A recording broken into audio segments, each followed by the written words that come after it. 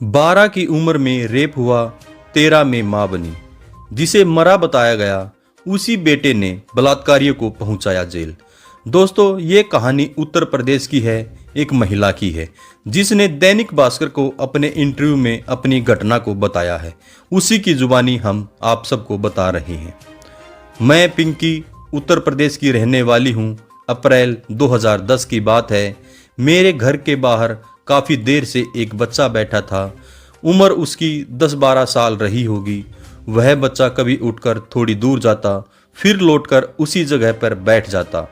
एक बार तो लगा कि यह किसी पड़ोसी का बच्चा होगा जो थोड़ी देर में चला जाएगा। उसे इग्नोर कर मैं अपने घर के काम में लग गई। शाम के 7 बज रहे थे। घर से निकली तो बच्चा मुझे उसी जगह पर बैठा दिखा। तब मैंने उसे बुलाया। उसने बिना बोले चुपचाप मुझे एक पर्ची थमा दी जिस पर मेरा नाम और घर का पता लिखा था। मैं कुछ पूछती इससे पहले ही वह बोला, आप मेरी मम्मी हो। मेरे मुंह से तुरंत निकला, कौन हो तुम? मैं तुमको नहीं जानती। इसके बाद उसने मुझे कमर से पकड़ लिया। मेरी ममता ने मुझे झकझोर दिया। उस बच्चे को घर के भीतर ले आई। सोचने लगी कि पता नहीं किसका बच्चा होगा। तब मेरे पास मोबाइल फ़ोन भी नहीं था। पड़ोस में झुग्गी डालकर कुछ बंजारे रहते थे। उनसे फ़ोन लेकर मैंने अपनी दीदी को फ़ोन किया। उसने कहा, मैं सब जानती हूँ, यह तुम्हारा ही बेटा है। इसने मुझसे ही पता लिया था। मैंने फ़ोन झट से रख दिया और अपनी ज़िंदगी में होने वाले अगले नाटक के लिए तैयार हो गई। हाँ, यह मेरा ही बच्चा था। अब इसको पालना मेरी जिम्मेदारी थी। जब मैं 12 साल की थी तब मेरे साथ गैंग रेप हुआ। इस रेप की वजह से 13 साल की उम्र में इस बच्चे का जन्म हुआ। घर वालों ने मुझसे कहा कि बच्चा जन्म के साथ ही मर गया था। बीतते समय के साथ मेरी शादी करा दी गई। साल भर में एक बेटा हो गया। बेटे के पैदा होने के कुछ बाद ही पति ने घर से निकाल दिया। आज जब मैं अपने बेटे के साथ अकेले जीवन काट रही थी तो यह बच्चा मेरे पास आ गया, जिसने मुझे बहुत हिम्मत दी। उसकी वजह से 25 साल बाद मैंने बलात्कारियों पर मुकदमा किया, उन्हें जेल भिजवा दिया। यह लड़ाई इतनी आसान नहीं थी। मेरी कहानी उत्तर प्रदेश के शाहजादपुर से शुरू होती है। मैं 5 बहन और 2 भाइयों के बीच तीसरी बहन थी। घर में ज़्यादातर लोग सेना में थे। मेरे पिता एक सैनिक हैं। मैं भी पुलिस में जाना चाहती थी। 1992 में मेरी दूसरी बहन अपनी पति के साथ शाहजादपुर शिफ्ट हो गई। उस समय मेरी उम्र 9 साल रही होगी। पापा ने 1994 में मुझे गांव से दीदी के पास रहकर पढ़ने भेज दिया। जीजाजी सरकारी नौकरी में थे। पहली बार शाहजहाँपुर आए थे, इस वजह से वो इलाके से अनजान थे। मेरे स्कूल जाने के रास्ते में कब्रिस्तान था जहां हमेशा 10 से 12 लड़के बैठे रहते थे। वह आने जाने वाली लड़कियों से बदतमीजी करते थे। कभी कभी किसी लड़की की साइकिल के आगे लेट जाते तो कभी चलती साइकिल का कैरियर पकड़कर खींच लेते। लड़कियों के बाल खींचना, पीठ पर हाथ रखना उनके लिए नॉर्मल था। मुझे बुरा लगता था, लेकिन कम उम्र होने की वजह से समझ नहीं आता था कि कैसे रिएक्ट करना है। इन सब के बीच 3 साल गुजर गए। उनकी बदतमीजी बढ़ती जा रही थी। मैं 12 साल की हो गई थी। एक दिन एक लड़के ने मुझे जबरदस्ती छूने की कोशिश की। मैंने घर पर बताया। दीदी ने सुनते ही कहा, दूसरे रास्ते से स्कूल जाया करो। जीजाजी का रिएक्शन था, अरे मैं इन सब को जानता हूँ, सब तुम्हारी उम्र के ही हैं, इतना मत सोचो। उस दिन के बाद इस तरह की हरकतें आम हो गई। जब भी मैं घर पर उनकी बदतमीजी बताती, दीदी जीजाजी नॉर्मल ही रहते। उनके रिस्पॉन्स को देखते हुए एक समय के बाद मैंने घर पर बोलना ही छोड़ दिया। उस ग्रुप में 2 और लड़के थे, लकी हसन और गुड्डू हसन। उनकी उम्र हमसे ज़्यादा थी। दोनों ट्रक चलाते थे। कई बार मेरे घर के बगल में ट्रक खड़ी कर दीदी से पीने का पानी मांगते थे। दोनों अच्छी तरह से जानते थे कि जीजाजी रात 8 बजे ड्यूटी से आते हैं और दीदी शाम 6 बजे, जबकि मैं स्कूल से दोपहर 1 बजे आ जाती थी। एक दिन मौका पाकर दोनों मेरे घर में दीवार फांदकर घुस गए। बारी बारी मेरे साथ रेप किया। मैं रो रही थी। खुद को छुड़ाने के लिए पूरी ताकत झोंक रही थी, लेकिन कुछ नहीं कर पाई। घर के बाहर जाते वक्त दोनों ने कट्टा दिखाते हुए कहा, अगर घर पर बताए तो तुम्हारी दीदी और जीजाजी को जान से मार डालेंगे। इस डर से मैं उस दिन चुप रही। इससे उन्हें सह मिल गई। फिर अगले 6 महीने तक उन्होंने इस बार मेरा रेप किया और हर बार दीदी जीजा को मार डालने की धमकी देकर चले गए। इस घटना की वजह से मैं गुमसुम रहने लगी। दीदी ने एक आध बार पूछा, तब भी मैं चुप ही रही।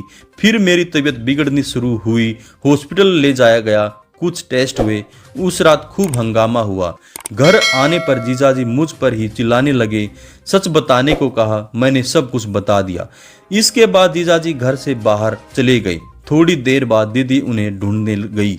जब दोनों लौटकर आए तो पूरे चेहरे पर खून लगा था, कपड़े फटे थे और सिर पर पट्टी थी। कब्रिस्तान पर उन्हीं गुंडों ने उन्हें पीटा था। उसी रात हमने शहर छोड़ दिया। शाहजहांपुर से हम लोग चले गए। पापा को दीदी ने सारी बात बताई। पापा ने मुझे बहुत मारा। मुझे खुद से घिन आ रही थी। लगा मैं यह मार डिजर्व करती हूँ, मेरी वजह से सब मुसीबत में हैं। अगले ही दिन दीदी के साथ मुझे देहरादून भेज दिया गया। 1995 में इस सब के बीच मैंने बच्चे को जन्म दिया। मुझे घरवालों ने बताया कि तुम्हारी उम्र कम है, इसलिए बच्चा मर गया। मैंने यह बात मान ली। जैसे तैसे मैंने 10वीं तक की पढ़ाई पूरी की, सिलाई कढ़ाई सीखी। इस घटना के 4 साल बाद यानी 1999 में मेरी शादी करा दी गई। ब्याह कर मैं बनारस आ गई। 2002 में मुझे एक बेटा हुआ। मैं अच्छी बहू थी। बेटा हुआ तो लगा जिंदगी और खूबसूरत हो जाएगी, लेकिन कहाँ।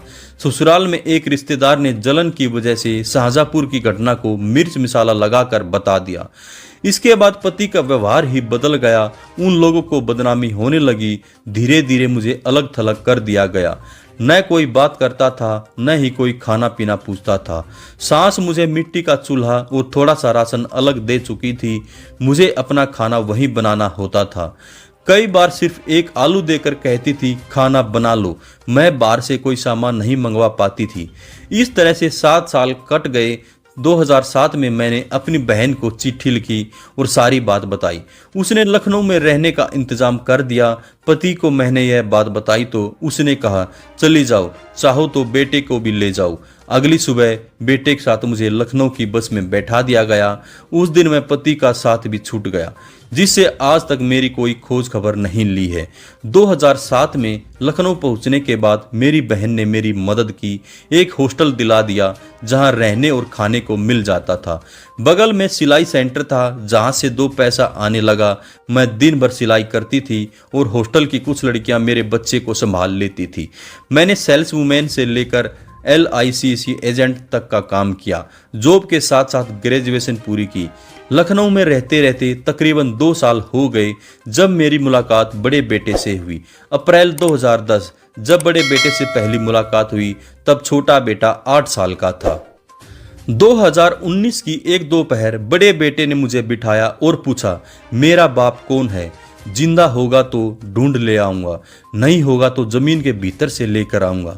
उसकी बातों से मैं हैरान थी। समझ नहीं आ रहा था कि क्या जवाब दूं।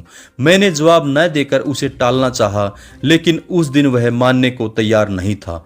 अंत में मैंने दोनों बेटों को बिठाया और शाहजहांपुर की घटना बता दी। 3 महीने तक हम तीनों चुप रहे। कोई बातचीत नहीं हुई, एक दूसरे को देखते भी नहीं थे। इसके बाद धीरे धीरे चीजें नॉर्मल होने लगी। एक दिन मेरे दोनों बेटों ने कहा, हमें उन बलात्कारियों का पता लगाना चाहिए, उन पर मुकदमा करना चाहिए। यह सुनते ही मैं डर गई। मुझे अपने दीदी जीजा के चेहरे पर लगा खून और उनके फटे कपड़े भी याद थे। मेरा जवाब था, उस इलाके में वह लोग पावरफुल हैं, उनसे नहीं उलझना चाहिए, हमें दूर ही रहना चाहिए। वैसे भी इस बात को अब 25 साल हो गए हैं। कुछ दिन के बाद मेरा छोटा बेटा फिर मेरे पास आया। उस समय वह 11वीं क्लास में था। कहने लगा कि बलात्कारियों का पता लगाना चाहिए, उनके खिलाफ मामला दर्ज कराना चाहिए। बड़ा बेटा बोला कि हम कब तक ऐसे जीते रहेंगे, हमने कोई गलती नहीं की है। दोनों बच्चों की वजह से मुकदमा करने का फैसला लिया। पहली बार अपने बड़े बेटे के साथ मैं शाहजहांपुर गई थी। 24 साल बाद मैं उस इलाके में पहुंची थी। हाथ पैर कांप रहे थे। सारी घटना याद आ रही थी। मन कर रहा था कि वापस भाग जाऊं। बेटा मेरी फीलिंग समझ रहा था। उसने हिम्मत दी, पर मुझे कोई आइडिया नहीं था कि अब मेरे दोषी कहाँ होंगे। दोनों लड़कों के असली नाम नहीं जानती थी। उन दरिंदों का चेहरा और आंखें याद थी। खैर हम लोग थाने गए।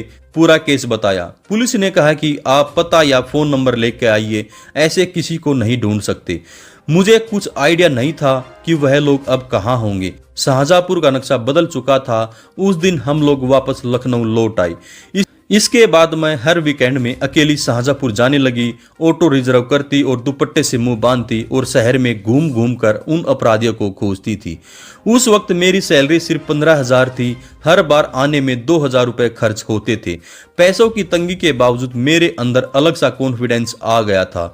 हमेशा लगता था कि इस लड़ाई में अकेली नहीं हूँ, मेरे साथ मेरे बच्चे हैं। आखिरकार 2 साल बाद वह लोग मिल ही गए। जिस दिन मैंने उन लोगों का पता लगाया, मेरी धड़कन बढ़ गई। मुझे बहुत घबराहट होने लगी। मैंने थाने पर उनका नंबर दिया और खुद डर से भागकर लखनऊ आ गई। पुलिस ने मार्च 2021 में मुकदमा दर्ज किया और अप्रैल 2021 में डीएनए टेस्ट हुआ। मुझे सुनवाई पर बुलाया गया तो कोर्ट रूम में मेरा उनका सामना हुआ।